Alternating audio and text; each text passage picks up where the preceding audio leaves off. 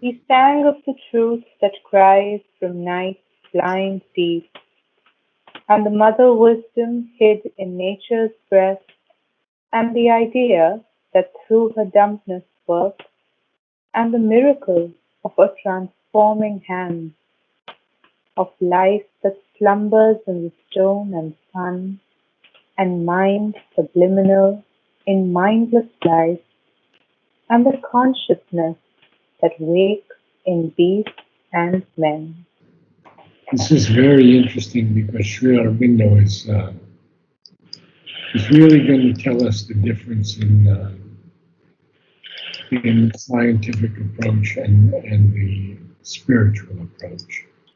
Alright, so here we are on truth. Sri Aurobindo.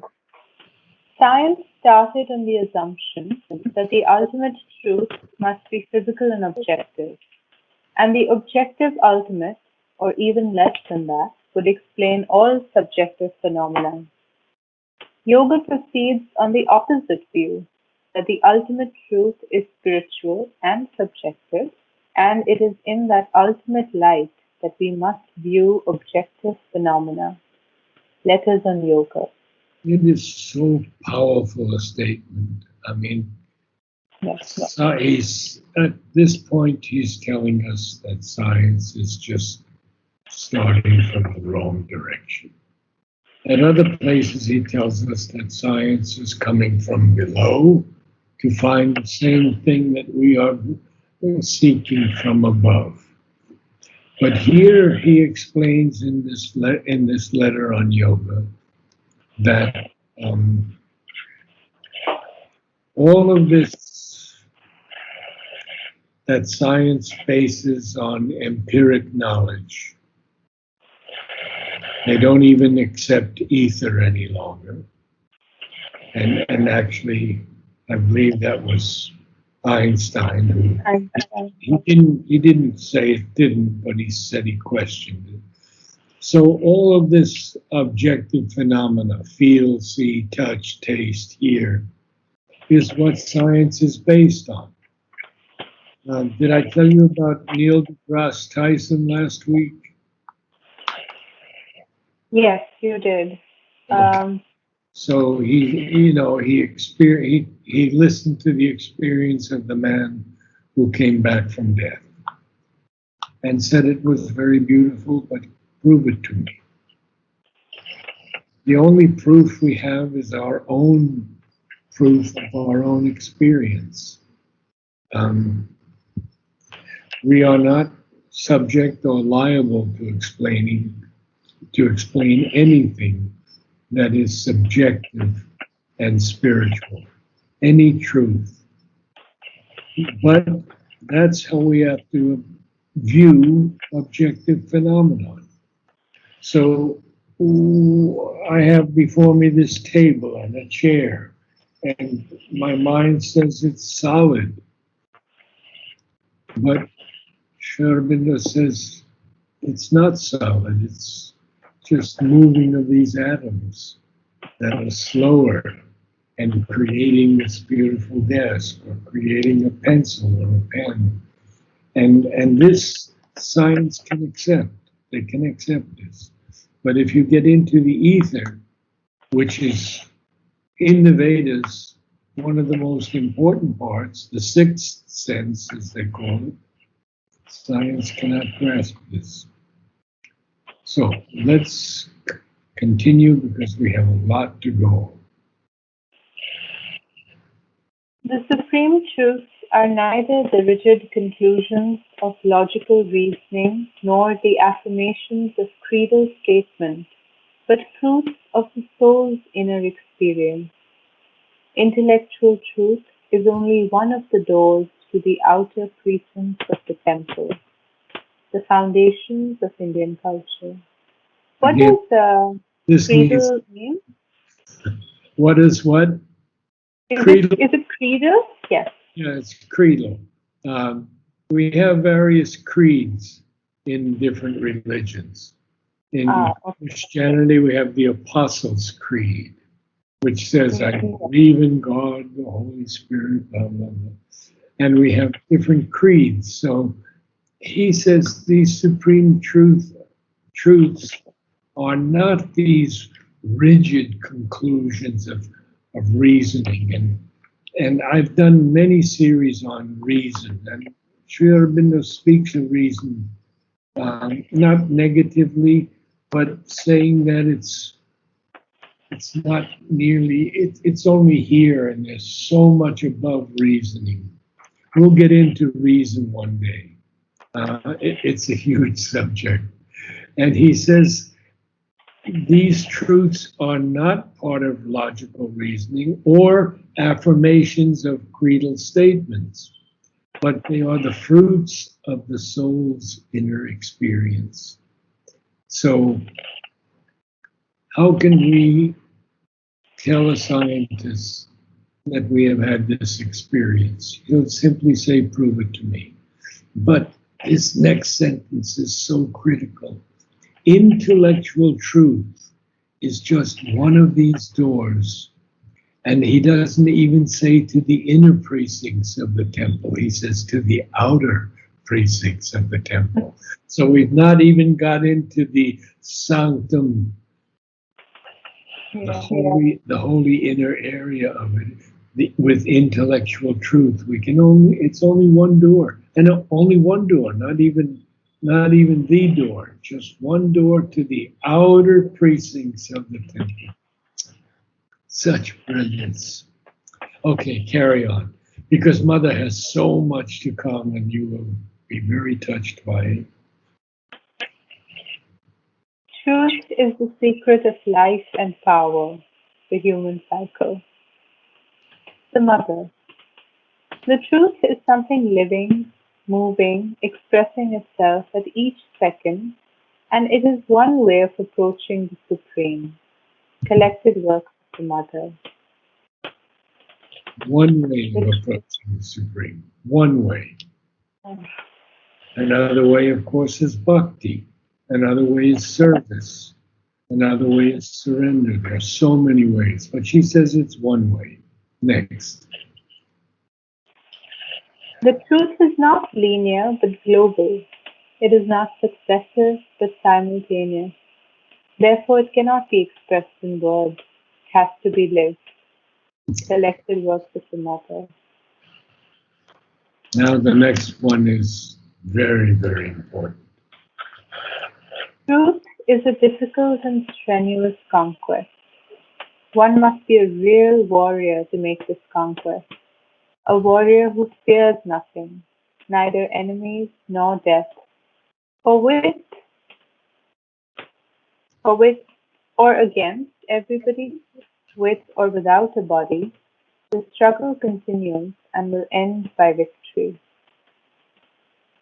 Collected works of the mother. You see what she's telling us here? She knew that she would leave her body. And here she has prepared us, with or without a body. The struggle continues. Notice that she says, even death has nothing to do with it, with or against everybody. And look at the world today, that seems to be against everything spiritual. With or without a body, the struggle continues, but it will end by victory. She gets that proof, the divine proof. She calls it a struggle. Sri Aurobindo says, no doubt it's a struggle. This whole yoga is a struggle, and it's not meant for many. It's meant for the very few who will answer the call. And Sri Aurobindo says, when that call is answered, nothing in this universe will prohibit each one who has answered the call from becoming supermental. Such assurance, such clear assurance. Okay, night. It's only a couple of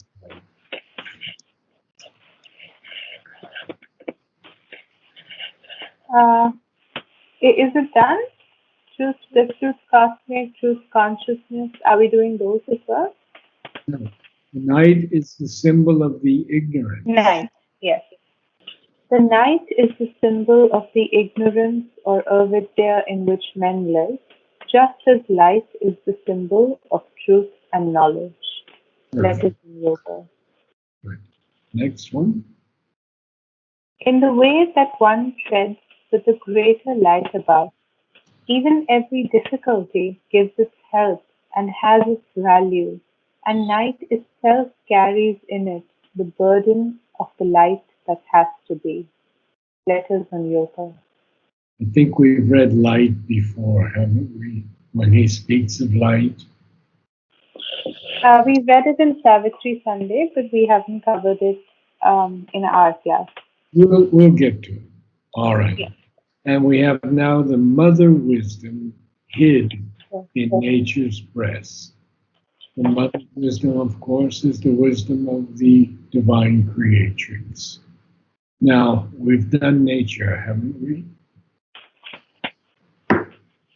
we have not done nature yet.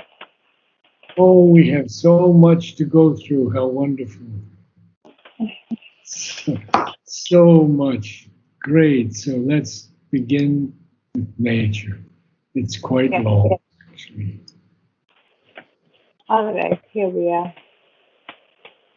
Sri Aurobindo, an active force of conscious being which realizes itself in its powers of self-experience, its powers of knowledge, will, self-delight, self-formulation, with all their marvelous variations, inversions, conservations, and conversions of energy, even perversions, is what we call Prakriti or nature, in ourselves as in the cosmos. The synthesis of yoga. It's so profound, isn't it? That nature can be a self-formulation with all these variations because nature is experimenting constantly. I believe I told you, maybe it's someone else though. I have a lot of students. Uh, um, what Mother told us was that nature would not collaborate with her. Nature said to Mother, look, I can take 1,000,000 years to evolve as a man. It's no problem for me. I'm enjoying it. I'm enjoying the slow process of evolution. I'm enjoying all the side roads. And Sri Aurobindo says, even perversions. So the Lord, the divine, is creating out of himself other aspects of himself to enjoy and appreciate. It's difficult for us to understand that. It's impossible for Judeo Christianity to understand it. But if the divine is in everything, he's in perversions also. He's in evil. When I asked Ranganathan in our Life Divine series, how can the killing of 6 million Jews and 13 million Russians and gypsies be anything but evil? He said, you have to rise above this mental level.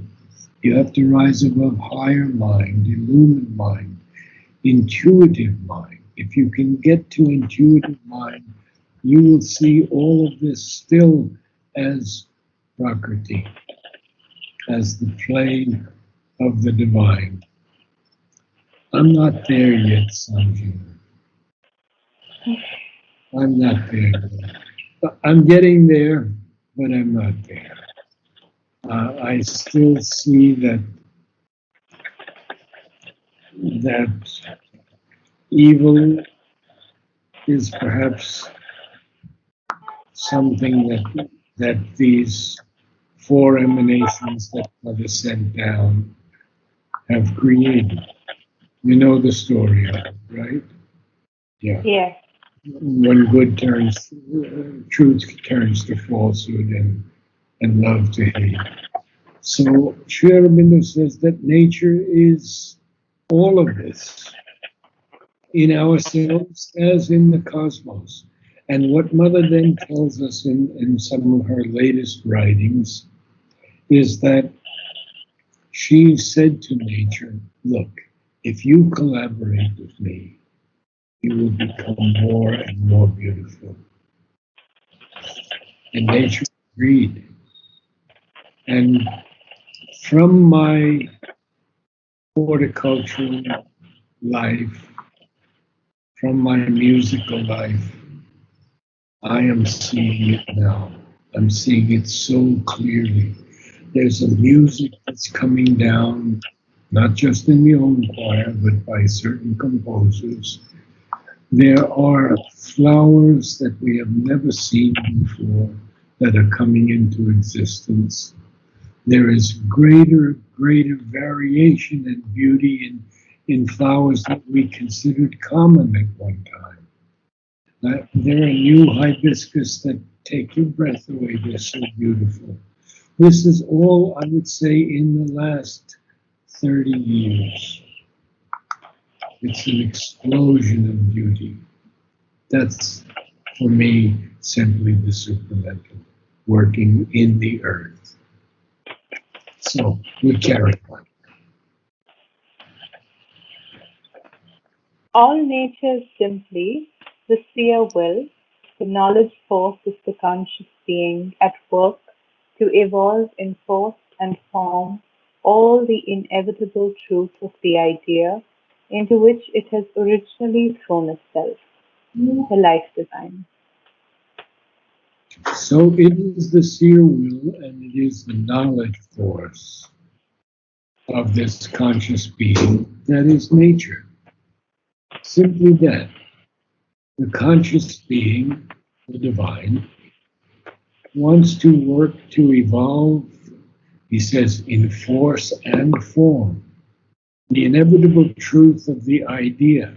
And we are going to get into the idea in a few moments because it's one of the key terms in the integral yoga. So continue on. For nature is nothing but the will of God in action, essays divine and human. Nature, because she is the power of spirit, is essentially qualitative in her action. One may almost say that nature is only the power in being and the development in action of the infinite qualities of the spirit, the synthesis of yoga. And once again, he's turned science up on its head because he says that nature is only this power of being and it's the qualities of the spirit that are being developed. So it's really this power of spirit. We have, we have to go. So, Nancy, I have a question. When we see and hear about all these animals that are endangered, they're going extinct, uh, how is that viewed in yoga? I mean, is Well, it's an interesting question, but I think what we have to see also in the animal nature is that it has happened over millennium. The dinosaurs are gone, the Tyrannosaurus are gone. but Many when formations they're of nature are gone. And but when they're done by humans, then what? So when they're done, like say the sharks are going extinct because of I, humans. yes, So I understand what you're asking. But basically, again, we have to see it from this higher status of the intuitive mind into the overmind that people come and go, species come and go. Mother had, there was one cat What was that cat's name? It, Brownie? what? Brownie? No, and it wasn't Cakey either. It was another cat. This cat, Sri Aurobindo talks about, and he says that this cat, when they moved into another building, led them into each room, led Mother and Sri Aurobindo into each room and showed them each room. This is incredible. And of course, there was a cat that always slept on Sri Aurobindo's stool. And when Sri Aurobindo went to write, he would never disturb that cat. He would just sit on the edge of the seat to write, not to disturb the cat. So, there is good and there is bad in this life. And we have to just accept that right now because there is so much good, there is so much beauty, and there is so much love. Yeah. Okay, okay, a Gnostic supernature. The Gnostic supernature transcends all the values of our normal ignorant nature. Our standards and values and therefore cannot determine the life of supernature.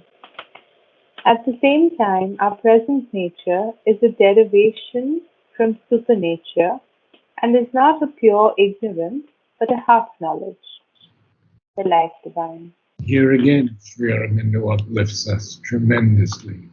He says, we are not idiots, dumb, inconscient. We are not a pure ignorance, but we're a half knowledge of supernature.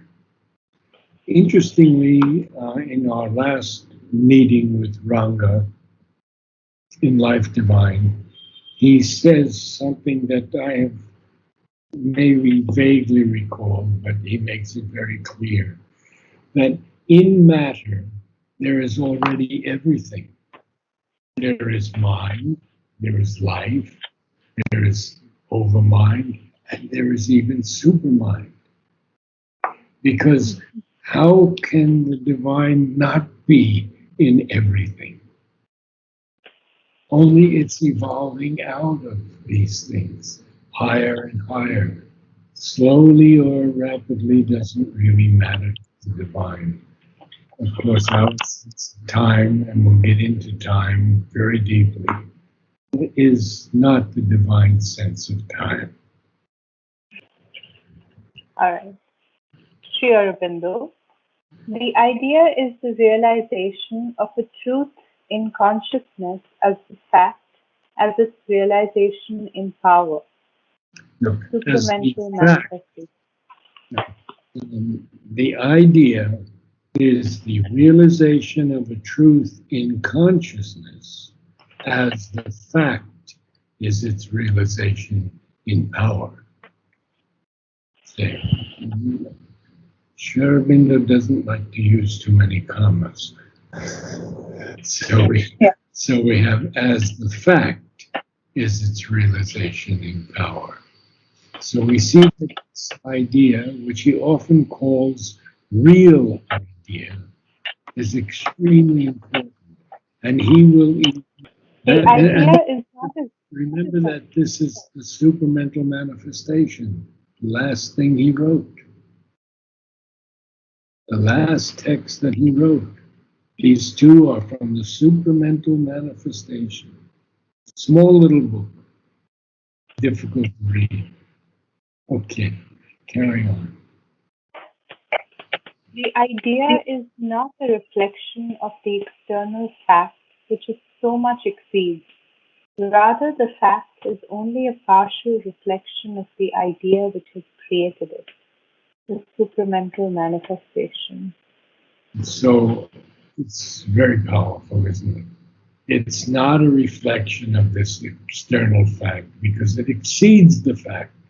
It's only a partial reflection of the idea, this fact, the idea that has created this fact. So he goes much further now, and we'll carry on. The view I am presenting goes farther in idealism. It sees the creative idea as real idea, that is to say, a power of conscious force expressive of real being, born out of real being, and partaking of its nature, and neither a child of the void nor a weaver of fiction. It is conscious reality throwing itself into mutable forms of its own imperishable and immutable substance. The world is therefore not a figment of conception in the universal mind, but a conscious birth of that which is beyond mind into forms of life, into forms of itself, the life divine. So he uses now for the first time we see real idea. He will use it again and again in Life Divine because it's a power of conscious force that is expressive of real being. It's born out of real being and it's partaking of its nature, but it's not a child of the void, it's not a weaver of fictions. It is conscious reality, putting itself into these mutable forms of its own imperishable and immutable substance. When Sri Aurobindo tells us that when we die, our bodies just go into another form of life. Nothing dies, nothing is truly dead. There's a great writer named, I have the book here, and he's a biologist, and this is called the Romeo Era. The name of the book is The Romeo Era, in which he proves that from a scientific point that there is no death. Oh, Brilliant, brilliant book. Brilliant. Okay, so we'll carry on a little bit more and then we'll have to break. Okay. in supermind being, consciousness of knowledge and consciousness of will are not divided as they seem to be in our mental operations. They are a trinity, one movement with three effective aspects. Each has its own effect. Being gives the effect of substance, consciousness the effect of knowledge, and the self-guiding and shaping idea of comprehension and apprehension. Will gives the effect of self-fulfilling force, but the idea is only the light of the reality illumining itself. It is not mental thought nor imagination, but effective self-awareness. It is real idea, the life divine. Here we are again. And this for me makes, it just brings it into such perspective. So we have being first, and being gives the effect of substance. Consciousness then gives the effect of knowledge. And finally, we have the third one, which is, where are we here? Consciousness is the being, consciousness, and will. Will gives the effect of self-fulfilling force. For it has to be being first, and then consciousness can follow, and then will can follow. Look at that great line in Savitri. I am, I love, I Um, will. I say, I act, I will. There it is. Will is at the end. Huh? Will is Yes. the final and the ultimate thing. So, Okay. next line, next quote. So effectively, he's saying that we are an effect of all these things. We're an effect of the will. We're an effect of the consciousness. Yes, Okay. but he's speaking of the supermind being here. Oh, okay. Yeah, in supermind being, consciousness of knowledge and consciousness of will are not divided as they seem to be in our mental operations. They are a trinity. So we have to realize that he's speaking of supermind here, supermind being. Okay, last one. As mind is only a final operation of supermind, so life is only a final operation of the consciousness force of which real idea is the determinative form and creative agent. Consciousness that is force is the nature of being, and this conscious being, manifested as a creative knowledge will, is the real idea of supermind, the life divine. So he calls supermind the real idea. Mhm. Is the real idea or supermind? I know you'll have to go over this many, many times. I have to also, but it's just so marvelous. And have we done mind? I think we have we done mind? We have not done mind as yet. No. We're not. So we will take that up next week. Yes. And Narad is still speaking of everything. He concludes with this consciousness, capital C, that Yes. waits in beasts and men. Yes. Namaste. Thank you, and see you on Sunday. Thank you. See you Sunday, yes.